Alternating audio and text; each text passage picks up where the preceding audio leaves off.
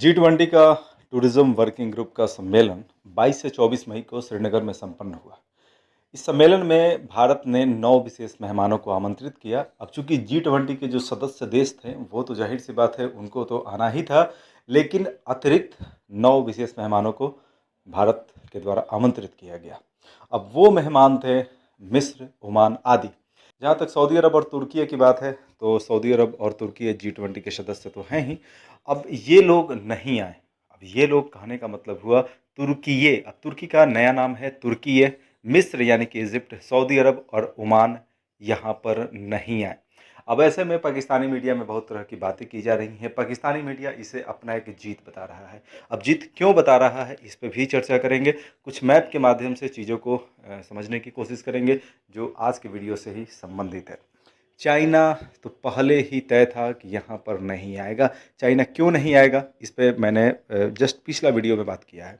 China के नहीं आने का 2 प्रमुख कारण है। इस नक्शा पे आप इस बात को समझे। CPEC यानी चाइना पाकिस्तान इकोनॉमिक कॉरिडोर जो गिलगिट बाल्टिस्तान से गुजरता है। गिलगिट बाल्टिस्तान भारत का वो क्षेत्र है जो लद्दाख के केंद्र शासित प्रदेश के अंतर्गत पड़ता है, जिस पर 1948 से ही पाकिस्तान ने अपना कब्जा किया हुआ है। वहाँ से गुजरता है CPEC।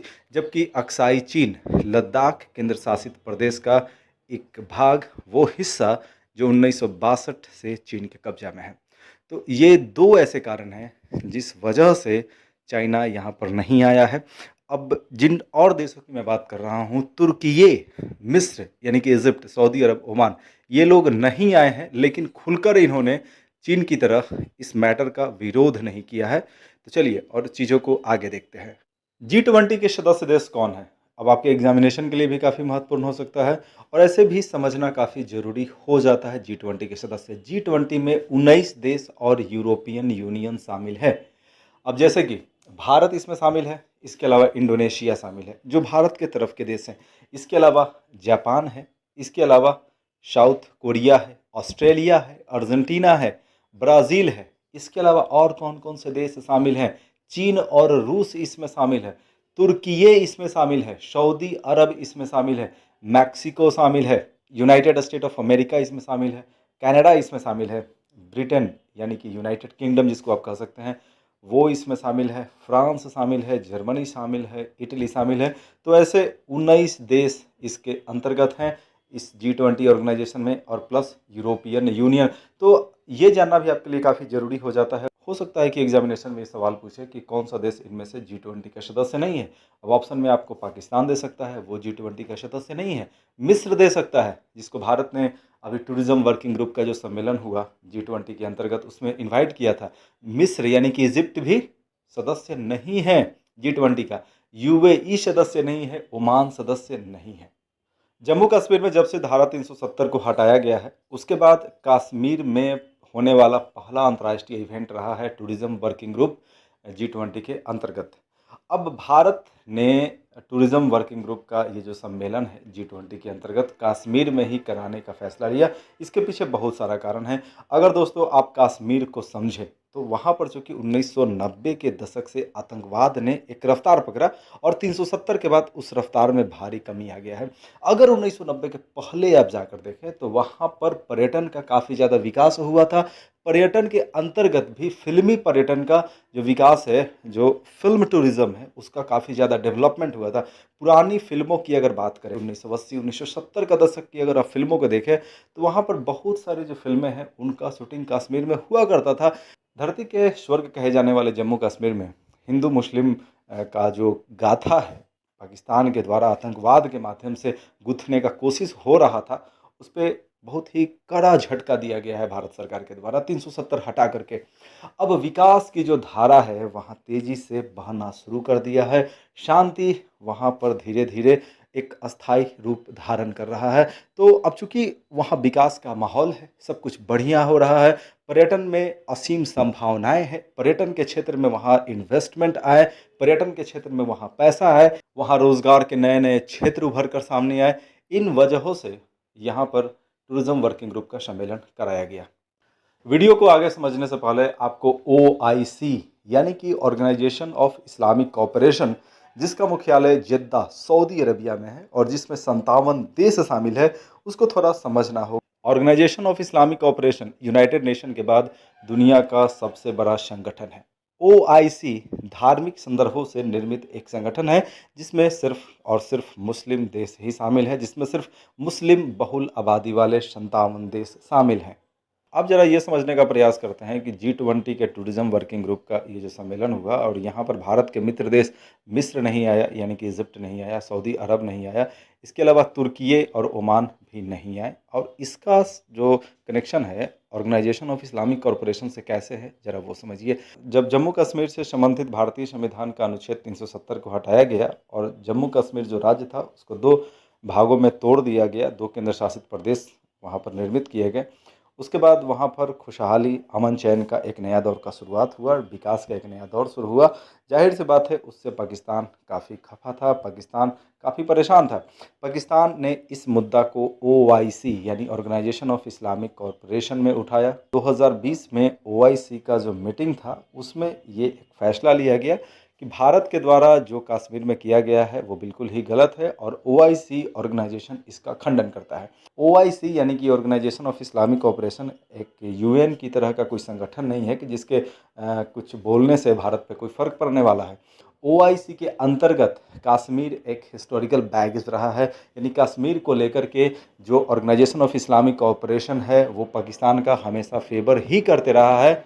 Organisation of Islamic cooperation का दबाव स्पष्ट रूप से देखा जा सकता है, इसी वजह से तुर्की, मिस्र, सऊदी अरब और ओमान यहाँ पर नहीं आए हैं। कश्मीर एक हिस्टोरिकल बैगेज रहा है इस संगठन से जुड़ा हुआ। इस संगठन के लिए ओआईसी का स्पष्ट विचार रहा है शुरू से ही, और ओआईसी ने अपना एक रेजोल्यूशन भी पास किया कि कश्मीर मामले में पाकिस्तान का जो स्टैंड है बिल्कुल ही सही है, यानी कि कश्मीर मैटर पे ओआईसी जो ऑर्गेनाइजेशन है वो स्पष्ट रूप से पाकिस्तान के साथ दिखता है।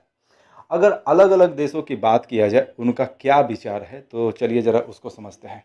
तुर्की, जिसका नाम हाल ही फिलहाल तुर्कीये कर दिया गया है, जिसका राजधानी अंकारा है और जिसके राष्ट्रपति का नाम है एर्दोगान। तो तुर्कीये का स्टैंड रहा है वो शुरू से ही पाकिस्तान के फेवर में रहा है। वो शुरू से ही कश्मीर का जो मैटर है उसमें पाकिस्तान का वो समर्थन करते रहा है। 2020 में पाकिस्तान की संसद यानी नेशनल असेंबली को संबोधित करते हुए एर्दोगान जो वहाँ के प्रेसिडेंट हैं, तुर्की के प्रेसिडेंट हैं, उन्होंने स्पष्ट रूप से पाकिस्तान का सपोर्ट किया कश्मीर मुद्दे पे। अगर हाल फिलहाल के दिनों की बात किया जाए, भारत ने फरवरी 2023 में ऑपरेशन दोस्त के तहत 100 लोगों का एक रेस्क्यू टीम भेजा। जब फरवरी 2023 में भयंकर भूकंप का सामना तुर्की ने किया, भारत जानता था तुर्की का जो रवैया है कश्मीर मैटर पे वो बदलने वाला नहीं है, लेकिन फिर भी भारत ने मानवता के नाते ये काम किया। तो ऐसे में सवाल ये उठता है कि क्या तुर्की यू टर्न किया? तो बिल्कुल ही नहीं। यू टर्न का तो कोई मतलब बनता नहीं है, क्योंकि उसका जो स्टैंड है वो पहले भी ऐसा था और आज भी वर्तमान में भी तुर्की का जो स्टैंड है, एर्दोगान जो वहाँ के प्रेसिडेंट है उनका स्टैंड बिल्कुल ही पाकिस्तान के साथ है कश्मीर मैटर में। तो जो भी हो, उन्होंने कोई यू टर्न वगैरह नहीं लिया, उनका स्टैंड बिल्कुल ही साफ था, वो पाकिस्तान के फेवर में है। लेकिन फिर भी भारत ने ऑपरेशन दोस्त चलाया और एक मानवीय सहायता किया। इसके अलावा पाकिस्तान का सपोर्ट तुर्की क्यों चाहता रहा है? तो उसका एक बहुत बड़ा कारण है कि इस्लामिक देशों में ऑर्गेनाइजेशन ऑफ इस्लामिक कॉरपोरेशन के जो भी सदस्य हैं उसमें सिर्फ पाकिस्तान के पास ही एटम बम है। तो एटम बम का जो सहायता है, एटम बम पाकिस्तान के पास होना, ये भी एक बहुत बड़ा कारण है कि तुर्की कहीं ना कहीं पाकिस्तान की तरफ झुका हुआ है। तुर्की पाकिस्तान का समर्थन इसलिए भी चाहता है क्योंकि तुर्की कहीं ना कहीं फिर से खलीफा की भूमिका में आना चाहता है। अब खलीफा का भूमिका क्या है, चलिए ज़रा इसको समझते हैं। आपको याद ही होगा 1919 और 1920 का खिलाफत आंदोलन जो गांधी जी के द्वारा भारत में शुरू किया गया था, जो असहयोग आंदोलन के साथ चला था। खलीफा खलीफा कौन थे? जिसको अंग्रेजी में खलीफेट कहते हैं। खलीफा थे ऑटोमन साम्राज्य के हेड ऑफ स्टेट। ऑटोमन साम्राज्य जिसका केंद्र बिंदु वर्तमान तुर्की में फैला हुआ है, जिसका मुख्यालय तुर्की के क्षेत्र में था और जिसका विस्तार यूरोप, एशिया के अलावा अफ्रीका में भी था, और मुस्लिम जगत का प्रमुख नेतृत्व करता हुआ करता था खलीफा।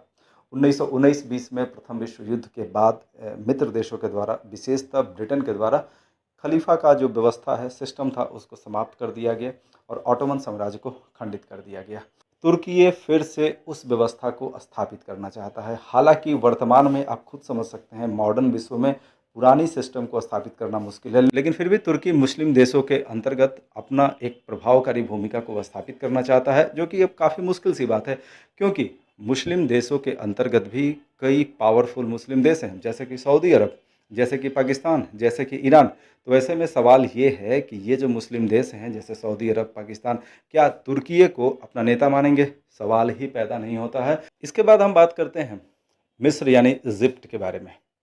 अब्दुल फताह अल सीसी ये मिस्र के राष्ट्रपति हैं और रिपब्लिक डे 2023 यानी कि भारत के गणतंत्र दिवस 2023 के मुख्य अतिथि।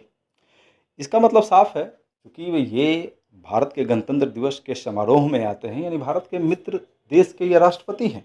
भारत ने हाल ही फिलहाल समझौता भी किया है कि 70 तेजस हम मिस्र को देंगे। इसके अलावा भारतीय सेना प्रमुख का वहां दौरा भी हुआ है, जिसके बाद ये बात स्थापित हो गया है कि मिस्र में भारत एक यूनिट भी स्थापित करने वाला है तेजस निर्माण का। तो ऐसे में दोस्तों ये सवाल खड़ा उठता है कि मिस्र आखिर क्यों नहीं आया, जबकि मिस्र के साथ ट्रेड सही चल रहा है, व्यापारिक समझौता हुआ है, डिफेंस क्षेत्र का रक्षा समझौता हुआ है, वहाँ के प्रेसिडेंट भारत आते हैं हाल ही फिलहाल, फिर भी मिस्र का कोई भी प्रतिनिधि श्रीनगर क्यों नहीं पहुंचा? तो इसका कारण है ऑर्गेनाइजेशन ऑफ इस्लामिक कोऑपरेशन का मिस्र के ऊपर दबाव। इसके बाद बात करते हैं सऊदी अरब का। तो सऊदी अरब के नहीं आने के पीछे भी जो प्रमुख कारण है वो यही है, ऑर्गेनाइजेशन ऑफ इस्लामिक कोऑपरेशन का सऊदी अरब के ऊपर दबाव। अब बात करते हैं ओमान। ओमान जहां भारतीय डायस्पोरा अच्छी खासी संख्या में रहते हैं। भारतीय डायस्पोरा कहने का मतलब जो भारतीय वहां पर जाकर के बस गए हैं। इसके अलावा बहुत सारे भारतीय वहां पर काम भी करते हैं, वीज़ा लेकर के लंबे समय तक वहां रहते भी हैं। तो ऐसे में सवाल ये उठता है कि ओमान क्यों नहीं आया? ओमान के साथ जो हमारा व्यापार है उसमें भी काफ़ी वृद्धि हुआ है। तो ओमान के नहीं आने के पीछे भी कारण है ओआईसी का दबाव। तो ऐसे में दोस्तों एक सवाल खड़ा उठता है कि तुर्की है, मिस्र, सऊदी अरब, ओमान जैसे मुस्लिम देश श्रीनगर के सम्मेलन में नहीं आए, तो क्या इससे बहुत ज़्यादा फर्क पड़ने वाला है? आप इसको इस तरीके से समझें। मान लिया कि आपने कोई पार्टी ऑर्गेनाइज किया है, आप 300 लोगों को इनवाइट करते हैं, 300 लोगों में 270 लोग आए, तो क्या इससे आपका आयोजन असफल हो गया? बिल्कुल ही नहीं।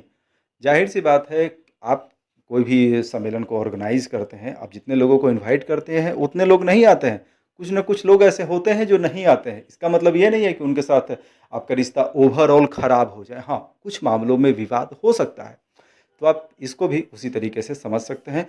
हालांकि ये टूरिज्म वर्किंग ग्रुप का सम्मेलन है जो श्रीनगर में हुआ है 22 से 24 मई को। जो मुख्य सम्मेलन है वो सितंबर में होने वाला है नई दिल्ली में। अगर वहाँ पर कोई सदस्य नहीं आता है तो मुद्दा थोड़ा सा बड़ा हो सकता है। अब वो तो देखने वाली बात है।